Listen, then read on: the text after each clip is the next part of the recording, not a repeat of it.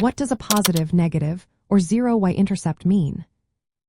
Imagine you're looking at a graph and trying to understand what the line tells you about a relationship between two things.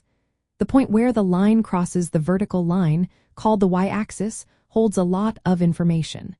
That point is called the y-intercept. It shows what the value of y is when is 0. Knowing what this point means can help you interpret real-world situations more clearly. A positive y-intercept means the line crosses the y-axis above 0. This tells us that when x is 0, y has a positive value. For example, if y represents the amount of money saved and is time in days, a positive y-intercept indicates you start with some money already saved before any days pass. It's like having an initial deposit in your bank account. On the other hand, a negative y-intercept means the line crosses below 0 on the y-axis. This suggests that when x is 0, y is negative. Think of y as debt or owing money. If you start with a debt of $50, the y-intercept would be negative 50. It shows you begin with a deficit or owing money before any work or time has gone by.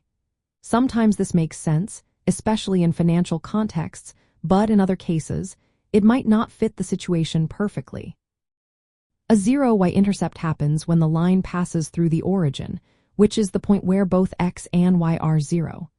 This means that when x is 0, y is also 0. For example, if y is the distance traveled and is time, starting at 0 makes sense because you haven't moved yet when time begins. It's like starting at the very beginning of a journey with no distance covered.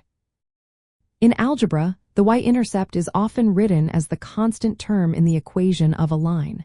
For example, in the equation y equals m times x plus b, the b stands for the y-intercept. It tells us the value of y when is 0. This number helps us understand the starting point of the relationship. Knowing whether the y-intercept is positive, negative, or 0 helps us interpret what the line means in real life.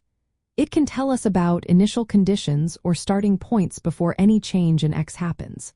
When we graph the line, finding the y-intercept makes it easier to draw the line accurately. It's like knowing where to start on the graph before connecting the dots. So, in simple terms, the y-intercept shows the starting value of y when is 0. If it's positive, you start above 0. If it's negative, you start below 0. And if it's 0, you start right at 0. Understanding this helps you read graphs better and see what the line is telling you about the relationship between the variables.